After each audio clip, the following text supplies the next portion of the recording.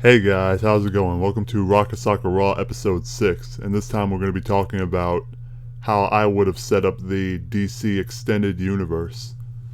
So in case you don't know, I'm talking about the DC movies basically. It's the shared universe that they're attempting to do, and they kind of started with the Green Lantern, but then they scrapped it and they instead started with Man of Steel. Yeah, I'm basically talking about that. Now, the way I look at it, uh, the way they should have done it is quite a bit different from the way they actually did it. The way they actually did it was, of course, they rushed the movie out after Man of Steel. Basically, it was Batman vs Superman, which obviously didn't do well, and quite frankly, sucked. So here's how I would do it. So yes, I would have started it with Man of Steel, which, although it had mixed reviews, I think that they could have recovered a bit more from it. So the second film I would have done after Man of Steel would have been the Ben Affleck Batman. Now, this is important because although a lot of people still remember Christian Bale's Batman, even now they still remember him as being the more definitive Batman.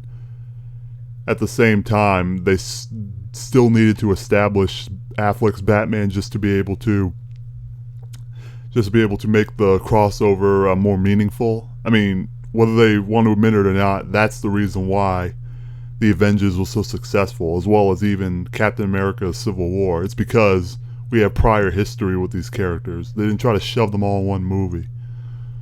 Yeah, but anyway, the second film should have been the Ben Affleck Batman. And I'm not sure who the villains or any of that should have been. I'm not here to talk about the plots, but they should have made that movie, and I'm sure that they probably would have made that. I don't think it would have been as good as the Nolan films, but I definitely think it would have been, I would say, better than Superman, because, the dark atmosphere and tone would actually work for a Batman movie. Probably the only main DC character, DC hero, where the dark atmosphere can actually work.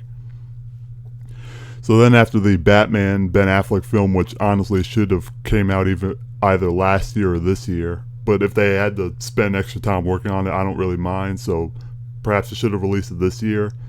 In fact, I can almost guarantee you that not only would that have been a better fit for Suicide Squad, since Suicide Squad tends to use a lot of Batman villains, but it also probably would have sold even more than Batman v Superman, because think about it, you would have had Batman returning, except this time it would have been even more related to the comic book. Though in my personal opinion, I wouldn't have gone with Batman the Dark Knight. I would have gone with something along the lines of Batman Year One, and maybe eventually when they meet up, that's years into the future. But that's me personally. I would have gone with the Year One storyline rather than the Dark Knight. Just like Man of Steel goes through Superman's origin. Anyway, the third movie, other than Suicide Squad, obviously I would keep Suicide Squad, but what I would include next, basically the third movie would have been Wonder Woman. And, I do like the casting of Gal Gadot, at least in terms of the look department, because she definitely looks like she could be Wonder Woman, with the exception of, her muscles, because obviously she's supposed to be muscular, but other than that, at least hair and face wise and everything, she definitely does make a good Wonder Woman. Although we'll see how her acting is, because honestly she didn't really do much in Batman v Superman, so can't really say for sure how well she's going to perform in the eventual later movies. But yes, I would have made Wonder Woman the third major DCEU movie. Then after that, if they really, really wanted to, then they could probably do the Batman v Superman storyline. And instead of having all this crap about, Flashpoint Paradox and the death of Superman, all that nonsense, they should have pretty much only focused the movie on either one of two things. I think could have worked. Either they could have crossed over just Batman and Superman and just had them fight, and Wonder Woman, all the other characters, if they had to appear, they appear at the end of the movie. Or what they could have done was, if they have to go the more traditional Hollywood route, which would be kind of boring in my opinion, rather than just having them fight, or at least building up to a fight or multiple fights throughout the movie. Perhaps they could have had Lex Luthor, which I think should have been Bryan Cranston, honestly, because, man, you know, I've watched a little bit of Breaking Bad. I still need to get back into it, but, you know, he can really act, let me tell you. But anyway, if they had to go the more traditional route, they should have had, you know, man, I'm talking about the plot now, even though I said I wouldn't, but whatever. Anyway, I would have had Bryan Cranston be Lex Luthor, and instead of, you know, bringing Doomsday, which I would have saved for a later movie if I brought him in at all, I would have, you know, if they had to use the whole Zod coming back to life plot, you know what would have been better? It would have been better if they had brought back Zod as Bizarro.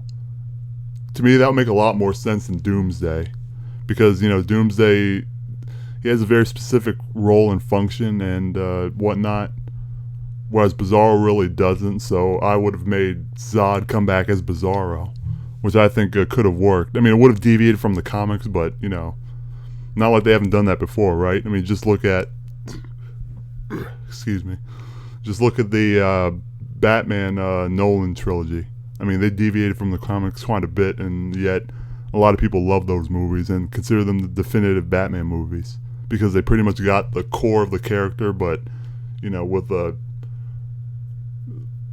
a better story, let's say. You know, they were great stories in their own right before they were great superhero movies, which is why they worked as they were. Anyway, I suppose if they had to go with the Batman v Superman movie, then after that they could have done, you know, the Green Lantern and Flash and so on and so forth. And I suppose after all of that, then I would have the Justice League movie. And if they timed this properly, then they could have had it by the time of Infinity War, perhaps. So, you know, although I don't think it would have been wise for them to have it the same month, because, you know, since Marvel has a more proven track record, I'm sure people would probably prefer to go to Marvel. So I probably would have had it earlier in the year so that they can maximize their profits.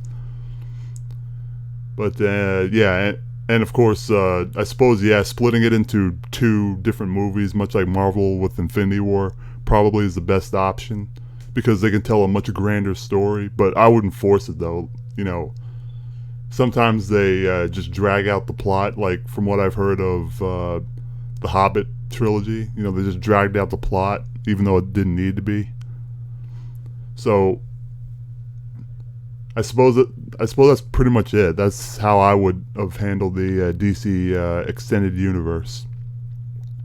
Anyway, let me know if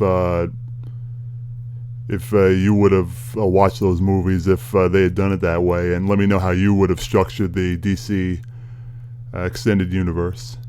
Anyway, see you later.